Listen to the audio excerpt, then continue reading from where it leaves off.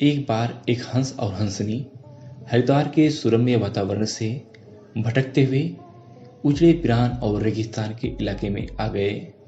हंसनी ने हंस को कहा कि हम किस इलाके में आ गए हैं। यहाँ ना तो जल है, ना जंगल है और ना ही ठंडी हवाएं हैं। यहाँ तो हमारा जीना मुश्किल हो जाएगा। भटकते भटकते शाम हो गई थी तो हंस ने हंसनी से कहा, किसी भी तरह आज की रात बिता लो। सुबह हम लोग हरिद्वार लौट चलेंगे। रात हुई तो जिस पेड़ के नीचे हंस और हंसनी रुके थे उस पर एक उल्लू बैठा था। वह जोर से चिल्लाने लगा।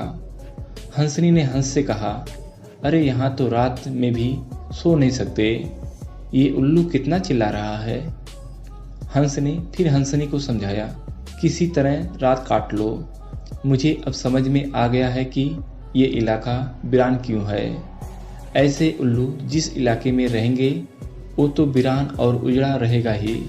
पेड़ पर बैठा उल्लू दोनों की बातें सुन रहा था। सुबह हुई, उल्लू नीचे आया और उसने कहा कि हंस भाई, मेरी वजह से आपको रात में तकलीफ हुई, मुझे माफ़ कर दो। हंस ने कहा, कोई बात नहीं भैया, आपका धन्यवाद। यह कहकर जैसे ही हंस अपनी हंसनी को लेकर आगे बढ़ा, पीछे से उल्लू चिल्लाया, अरे हंस, मेरी पत्नी को लेकर कहाँ जा रहे हो। हंस चौंक गया। उसने कहा, आपकी पत्नी? अरे भाई, यह हंसनी है, मेरी पत्नी है, मेरे साथ आई थी, मेरे साथ जा रही है। उल्लू ने कहा, खामोश रहो, ये मेरी पत्नी है। दोनों के बीच विवाद बढ़ गया। पूरे इलाके के लोग एकत्र हो गए। कई गांवों की जनता बैठी, पंचायत बुलाई गई। पंच लोग भी आ गए और बोले, भाई किस बात का विवाद है। लोगों ने बताया कि उल्लू कह रहा है कि हंसनी उसकी पत्नी है और हंस कह रहा है कि हंसनी उसकी पत्नी है।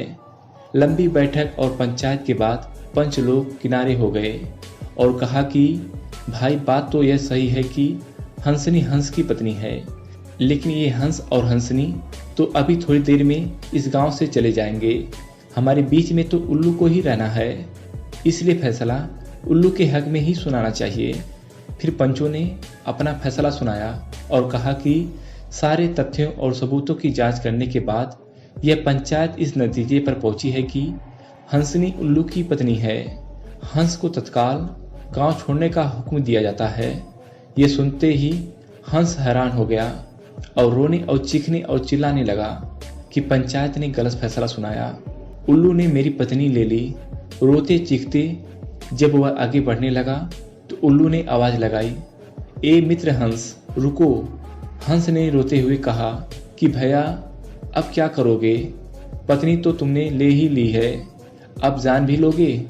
उल्लू ने कहा, नहीं मित्र, ये हंसनी आपकी पत्नी थी और रहेगी, लेकिन कल रात जब मैं चिल्ला रहा था तो आपने अपनी पत्नी से कहा था कि यह इलाका उजड़ा और वीरान इसलिए है क्योंकि यहाँ उल्लू रहता है।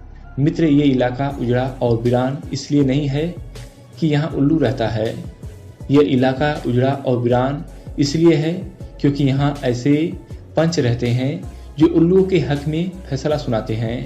शायद आज 72 साल की आज़ादी के बाद भी हमारे देश की दुर्दशा का मूल कारण यही है कि हमने उम्मीदवार की योग्यता न देखते हुए हमेशा हमारी जाति का है, हमारी पार्टी का है, इसी आधार पर हमने अपना फैसला पहलुओं के ही पक्ष में सुनाया है।